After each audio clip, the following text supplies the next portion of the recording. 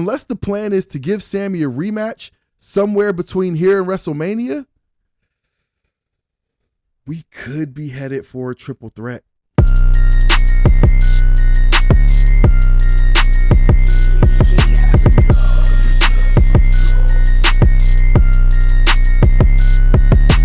Welcome to the Talkin Bout podcast. I'm your host, TW. I know you have so many choices for your entertainment, so whoever you are and wherever you may be, thanks for spending a little bit of your day with me.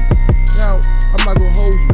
Our top story is the same thing that everybody's talking about in the wrestling world, so I ain't going to act like I'm talking about something ain't nobody talking about, but I'm talking about something you want to hear about, and it's the biggest story in the wrestling world right now, right? It's the latest twist and turn in the Bloodline story as the Bloodline turns, right? This soap opera, this great soap opera that we've all been enjoying. And this chapter was all about Sami getting his shot in Montreal. Now, look, man, these are the moments that you watch for. As a wrestling fan, these moments don't come along that often. I mean, this is one of those moments that you honestly only get probably every 7 to 8 years or so, right? I mean, like we had 2010 CM Punk going against John Cena in in Money in the Bank, right? And his contract was expiring. We all knew about that. It was kind of like, it wasn't the beginning of a era where we knew more, but it certainly kind of ushered in a little bit of a return to an era where, you know, the fans and kind of the dirt sheets, like there was all the rumors about, oh, you know, CM Punk's contract, you know, is it really up? Well, yeah, it really was up, right? And, you know, obviously they ended up getting a deal done and yada, yada, yada, but they made it part of the story, right? So it was kind of like, it was kind of the what's the word? The advent of the work shoot, right? Where like you got this real thing that's happening and they talk about it like it's real as part of the storyline, but it's still just the story because they're just working it into the storyline. So that was this huge moment, right? And then we had another moment like that with the Yes Movement, right? We knew that Daniel Bryan wasn't a typical top choice for a WWE, you know, face of the company, babyface type of guy, but we knew we liked him. Right? We knew we loved everything Daniel Bryan was doing in the ring. It was a departure in styles from the guys who were on top at that time, the Cenas of the world, the Ortons of the world, the Batistas of the world. And people took to Daniel Bryan like, you know, like a fish to water, right? We knew we loved Daniel Bryan. And they didn't like him, right? They were pushing him down. And eventually the crowd just took over and the moment became real. Right? It became real. We really wanted Daniel Bryan and they really didn't seem to want him to be that guy. And it led us to the moment at WrestleMania 30, right? Where, you know, he gets his big moment and it was just, now in my opinion, they were a little late on the Daniel Bryan thing. I think the moment where it felt its hottest was when he had the moment where he turned on Bray Wyatt and the Wyatt family in the cage and let him tell it. He doesn't remember any of that because he had a concussion. But that was the moment where the whole Yes Movement was like the hottest. And I think they kind of really got behind it a little bit late. But then we had another big moment, right? Where when Kofi Mania happened, right? Like, again, another guy who wasn't supposed to be there. Kofi Kingston, year after year after year, will be the guy to show up, do these big spots in the Royal Rumbles and the ladder matches and all of that, but never get the victory, right? Like he would never be the guy to get the win. And then it seemed like his moment had finally arrived and they teased it and they finally gave it to us. And it was exactly what we wanted, but it wasn't what they wanted, but they still gave it to us anyway, right? Like they can't take the Kofi Mania away from us, right? That was our moment. We'll always have it. They didn't like him. They crapped on him, you know, with the way his title run ended for sure. I would even argue they kind of crapped on him with the way his title run played out, but we're not going to get into that tonight.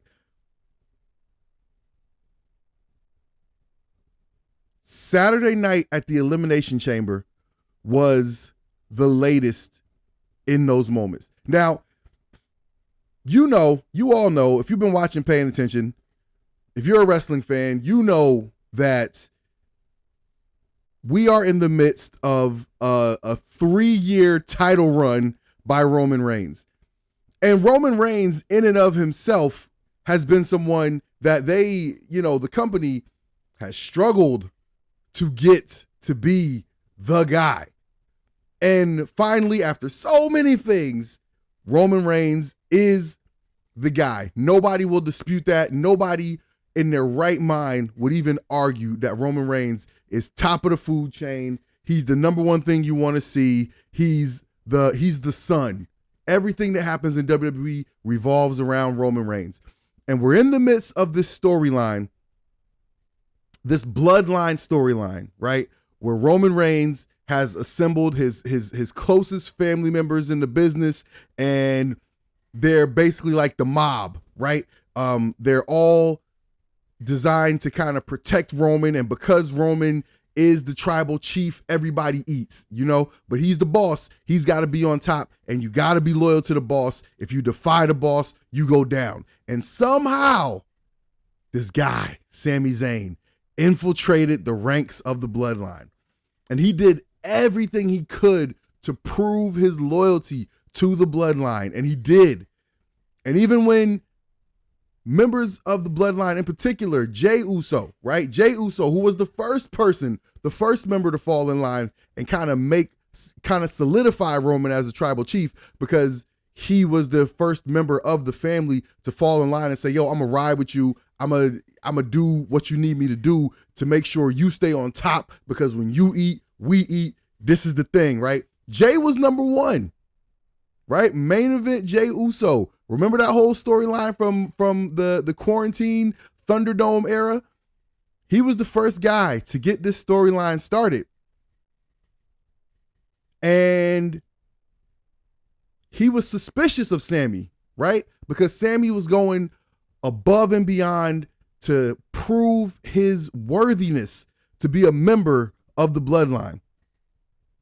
And, he took a lot of chair shots, took a lot of kicks, took a lot of punches, took a lot of bullets, broke up a lot of pins to help the bloodline be where they are right now as the most dominant faction in the history of WWE, maybe in professional wrestling altogether, right? Like, Sami was a major, major part of that. But somewhere along the line, Sami didn't become just the comic relief.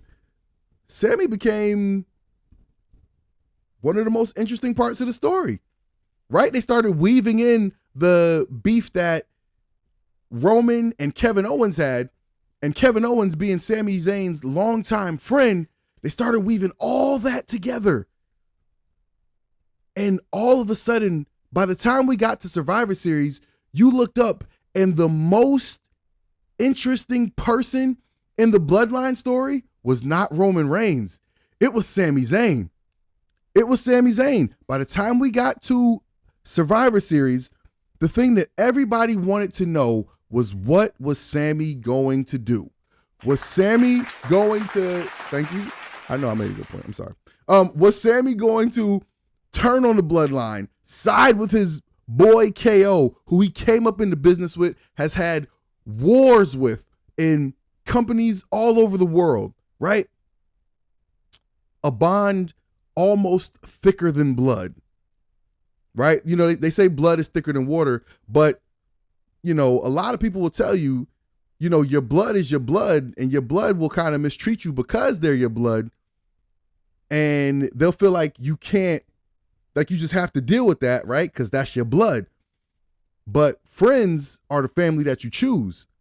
So the bond between KO and Sami, is it possible that bond might be a little thicker, a little stronger than the blood that binds, let's just say, Roman and Jey, right? Like, is that's the guts of this story here, right? Is that there could be something possibly more strong than the bond that ties blood.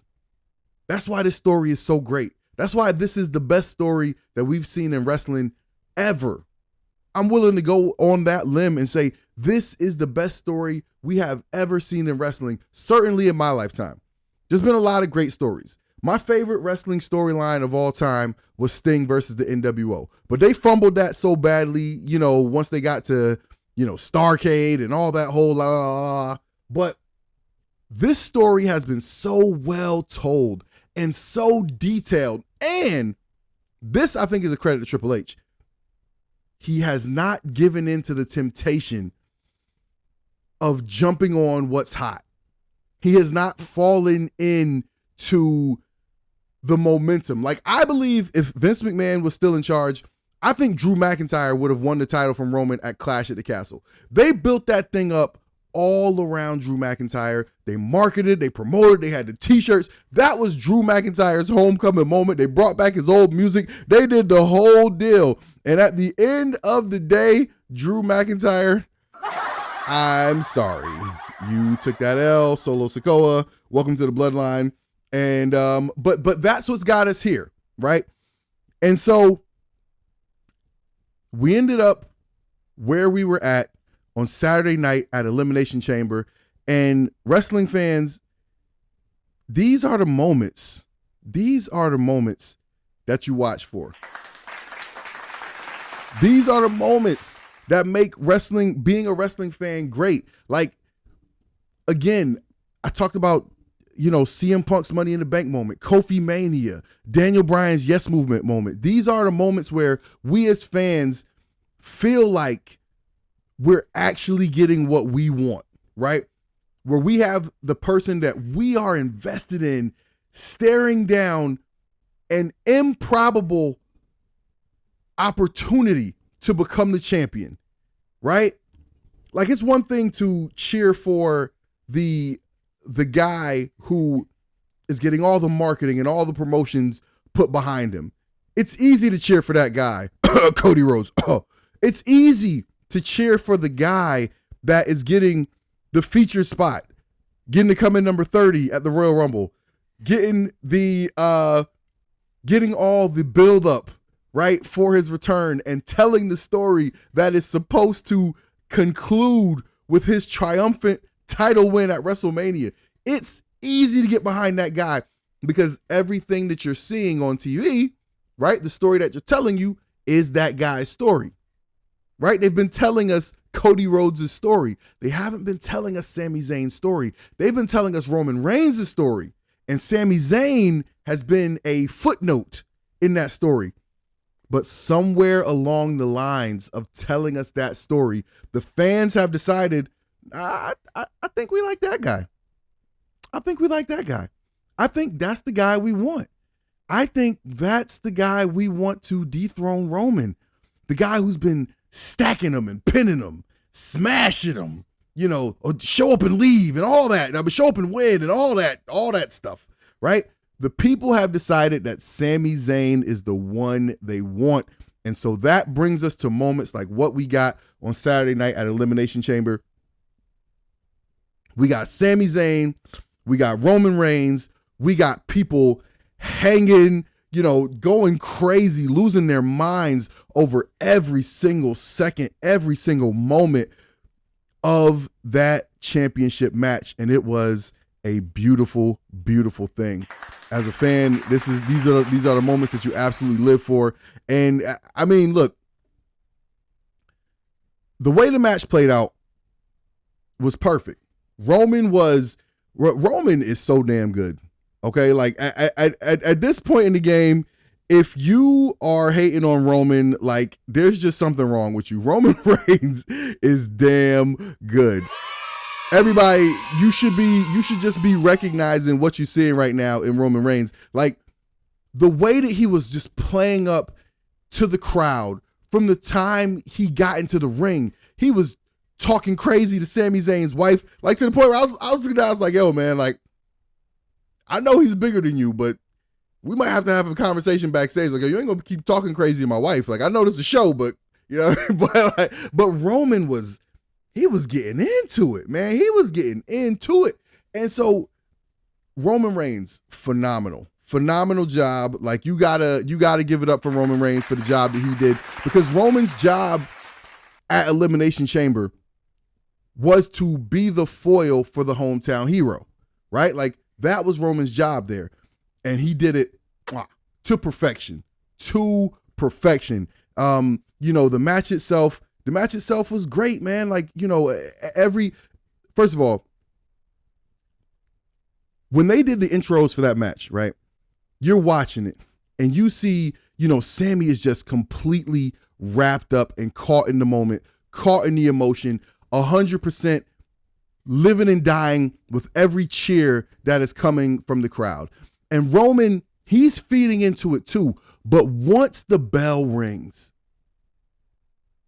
go back and watch this and watch the expression on Roman Reigns' face change. Watch. Masterclass. I'm talking, this is master level stuff, man. Once the bell rings, it's like Roman just blocked out everything that was going on. And it's like, I'm in game mode,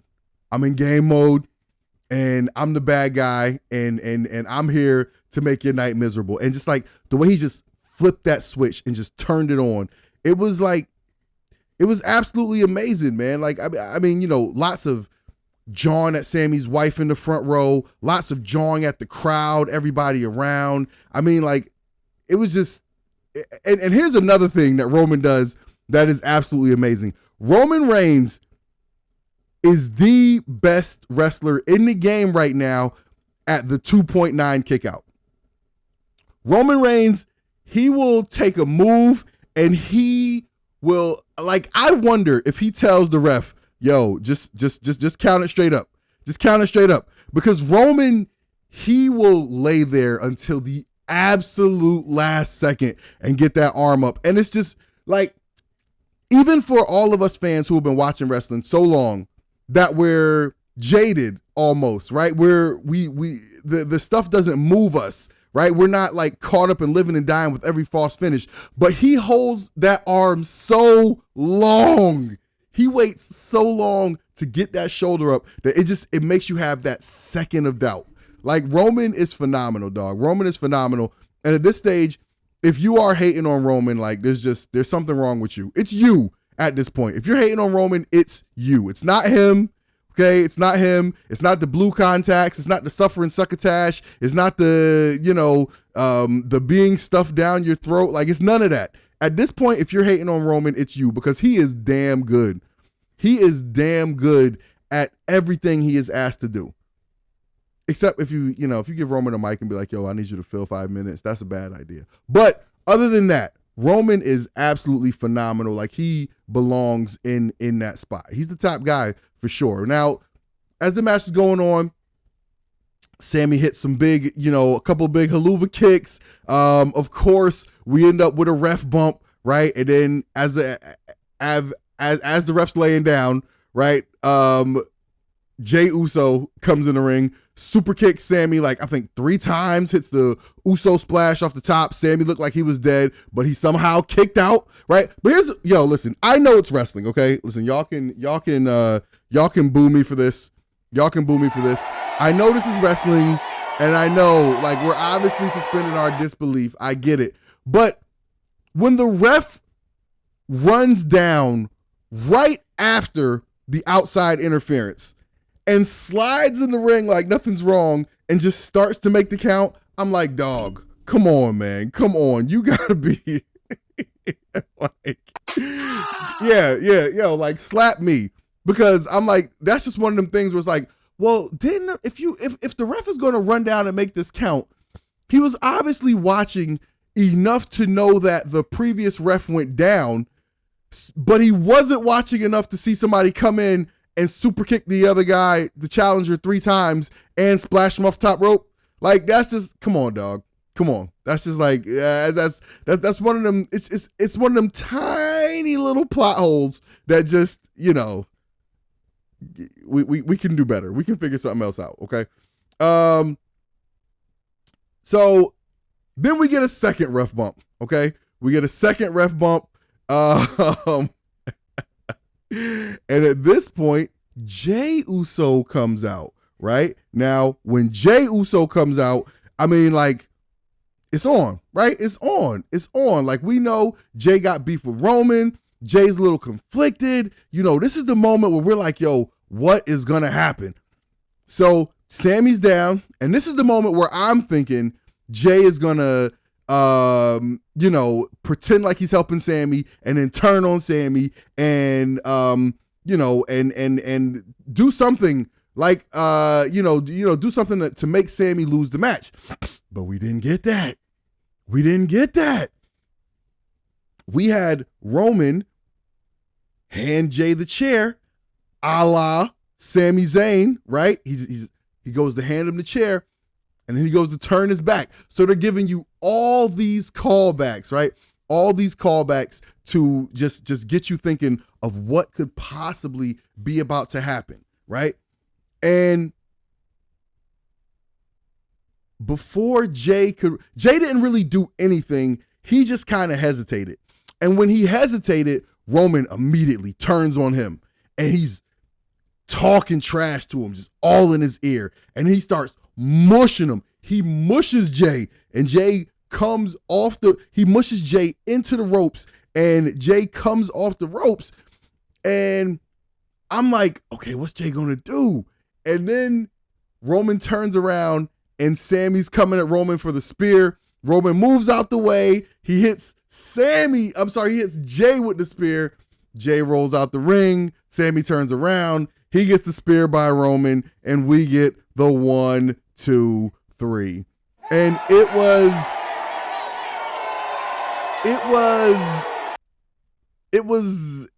something. I mean, like, so, okay, listen, I found that ending to be interesting. It was good. But it left some questions, and I'll get back to that in a minute. But on a night like what they had last night, right?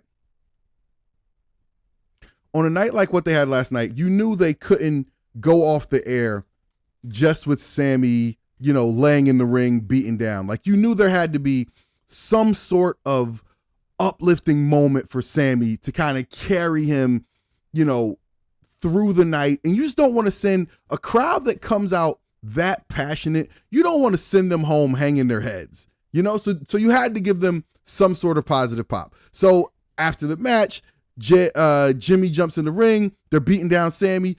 KO's music hit. KO runs out, beats down Sammy in the aisleway.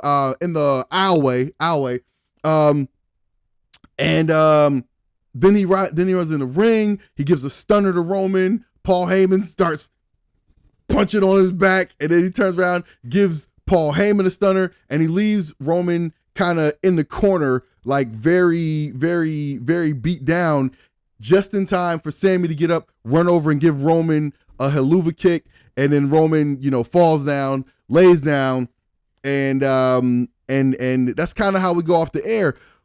So we didn't get the big kind of hug it out reunion from Sammy and KO, and that's what I thought we would get. I thought that the reunion between Sammy and KO would be the feel-good moment for that Montreal crowd, that they could go home saying, well, you know, we didn't get what we wanted, but at least we did get a big moment, right? So I was thinking that's how they would kind of go off the air, but they didn't. Instead, we got mystery. We got questions coming out of it. And I think we might have gotten more questions than we should have, right? So coming out of this, right, the biggest and most obvious question you have to ask is, where do we go from here? Right? Where do we go from here? Because coming out of the show, we have Jey and Roman at odds, and I can't wait for that to happen. I can't listen. When Jey and Roman, when Jey and Roman finally have it out, like, to me, this is gonna be one of those epic moments, like oh God, like The Wire. in season 3 of The Wire, the moment where Stringer tells Avon that he had Buddy killed in prison, and you just knew at that moment that it was on between those two, right? And that's kind of where we were at last night between Sami and Roman. Like, Roman is unquestionably, with Jay and Roman is unquestionably the boss, right? There's no question that Roman is the boss. But Jay just don't seem like he's gonna take it no more. Like, I don't know. I feel like this thing has to end with Jay. But we'll come back to that, right? As far as where else we go from here, I still think we're getting Sami and KO versus the Usos at Mania for the tag team titles. I'm actually glad they didn't give that whole thing away in one night. I'm glad they didn't just, give us the whole finish, right? Give us the Sami and KO makeup, and we know that's going to lead to them challenging the Usos. Let's go for the tag titles, right? That's so easy and logical to kind of think forward that that's where they're going. But we still got like 5 weeks to WrestleMania. So that's like 5 weeks. That's like 5 Raws, 5 SmackDowns, right? Where we have to get to these matches. And I think in the past, we've had the stories for WrestleMania set coming out of Royal Rumble, and honestly just having too much time to kill in between, Rumble and WrestleMania, or even in between Elimination Chamber and WrestleMania. And I think this is actually better, where we have an idea of where we think this is going, and we still have some time to kill. But here's where I think they might have left a little bit of a road bump. You know what I mean? A little bit of a bump in the road, because I don't know that. I don't know. So I was saying coming into this match that Sami was going to lose clean, because I thought Sami had to lose clean, because the crowd is so hot for Sami Zayn that if Sami did not lose clean the way that KO lost at Royal Rumble, right? Where clean win for Roman, KO just got beat. No question marks. The way that Sami lost this match with all the shenanigans, if people are really behind Sami Zayn, and we're going to see how behind Sami Zayn people are. Because if people are behind Sami Zayn the way that we think they are, they're going to say he should get a rematch. They're going to think he should get a rematch. And so, unless the plan is to give Sami a rematch somewhere between here and WrestleMania, we could be headed for a triple threat.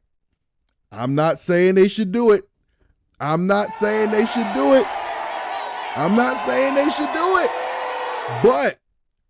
the way that happened, by not having Sami lose clean, you left the door open.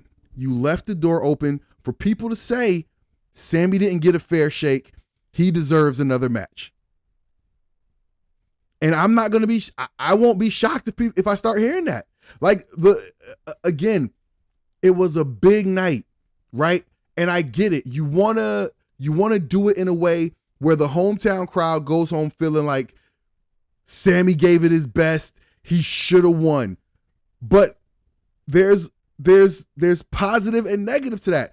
I think they got to go home feeling like Sami did his best and he could have won. He should have won. But at the end of the day, he had his shot and he lost. At the end of the day, the way it played out, Sami lost because of 3 other guys interfering in the match. So if Sami is to pop up on Monday Night Raw and say to Cody Rhodes, hey man, I didn't get a fair shot. I think I should be part of the match. Oh, wait a minute. Wait a minute. I think I just figured this out. This is the way this is going to go. Sami is going to pop up on Monday Night Raw. And he is going to say to Cody Rhodes, I didn't get a fair shake. I think I should be included in the WrestleMania match. And Cody being the valiant, good guy, shining smile, always say the right thing, suit wearing. I'm sure like when Cody smiles, I think we really do get that little ting. You know what I mean? Like that really that little shine. I think that really happens in real life when Cody Rhodes smiles. And so Cody being that guy, he's going to say, you know what, Sami? You're right. You're right. You do deserve to be added to the triple threat, added to the main event of WrestleMania. And I'll agree to you being added to the main event if you can just beat me on Monday Night Raw 2 weeks from now, right? And so then we're going to get a match between Sami and Cody. And this will be the equivalent of what WWE did with Roman Reigns and Daniel Bryan when they did that foul move by putting Daniel Bryan in the Royal Rumble and eliminated him, about halfway through. And then the fans just booed, crapped on the whole rest of the Royal Rumble. So then they tried to have Daniel Bryan give Roman Reigns his seal of approval, but it was never going to happen. It was never going to go over. And that's probably what they're going to do. I could totally see them doing that. I can see Sami showing up saying, I don't think I got my fair shake. And then I can see Cody saying, you're right. You can be part of the match if you just beat me. If you don't beat me, then you shake my hand and you walk on. Of course, Cody's going to beat Sami, and then that's going to clear Cody's path to WrestleMania. But here's the thing. If you do that, you are really, you are begging people to turn on Cody Rhodes. Now, listen, I know that ain't what people want to hear. I know all his merch sold out at the Royal Rumble. I know, I get it. The great comeback story and Dusty and finish the story and all of this. I get it. But the truth is, Cody Rhodes is so polished and he is so perfect, right? He's so company man that just like any politician, they can seem like the perfect dude, but you're never shocked when you hear about all the dirt that they did in their past. And so there's something about the way Cody presents so clean and polished that I believe people are just waiting for the opportunity to turn on this dude. And if they put him in a situation where he beat Sami Zayn and cost Sami Zayn the chance to go to WrestleMania against Roman Reigns, you're going to lose the crowd. And the crowd is going to turn on Cody Rhodes if you do that. So, I don't know, man. I think they might be in a little bit of a pickle. Best case scenario might be to just move on and have Sami, come out on SmackDown or Raw or whatever, and just basically say, I didn't get the job done. I'm turning my attention to my friend KO, and then we'll figure that out. But I'm interested, which is another reason, by the way, just to remind us why this is the best wrestling story that we've ever seen. This is absolutely the best wrestling story that we've ever seen because we don't know where it's going. And I got to be totally honest with you. I don't know that Triple H knows where this is going. I know he has an idea of what's going to happen at Mania and beyond. I know he has an idea, but he said it himself. Sometimes you got to feel it out. And sometimes you got to take a right when the map says you're supposed to take a left, as long as you get to your desired destination. So I don't claim to know where this whole thing is going, and neither do you. And that's the beauty of it. That's what makes this story so good. That's what makes this whole thing so great. And I'll tell you this too.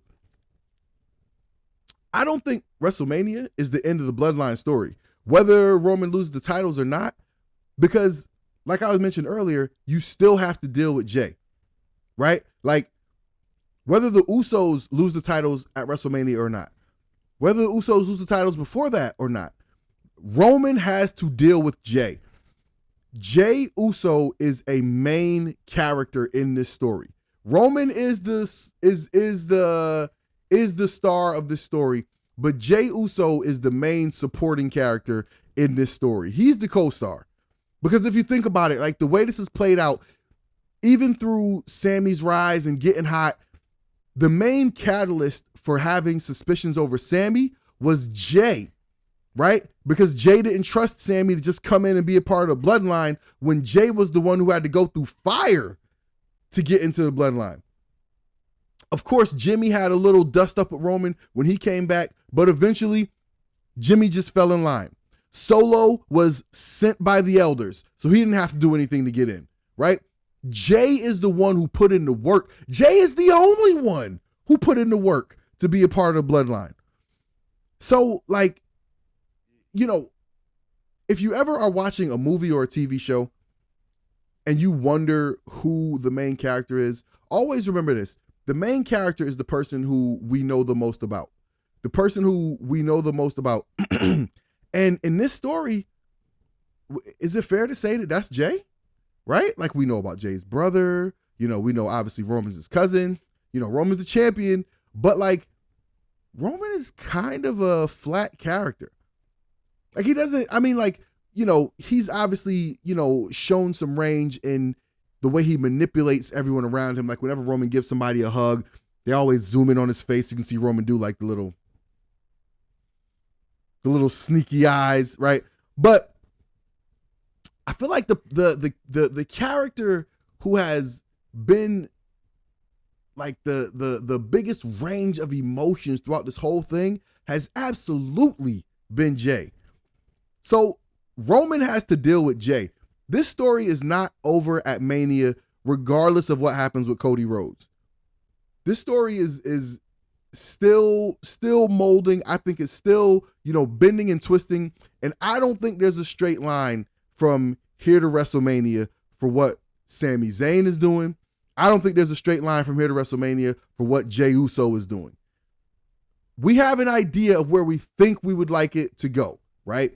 We think we want the Sami KO versus Uso for the tag titles, Roman versus Cody for the undisputed Universal 24/7/11 up, down, left, right, ABB start world titles. That's what we think.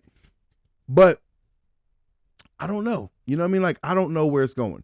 But I want to hear what y'all think. I've talked about this long enough. I want to hear what y'all think. Do you guys think that it's going to be a triple threat at WrestleMania? Do you think that Sami is going to find some way to work his way into this match? Do you think that Roman is going to lose the titles at Mania? Whether it's to Sami, whether it's to Cody, whether it's to anybody. And do you think that ultimately Jay will get some retribution on Roman?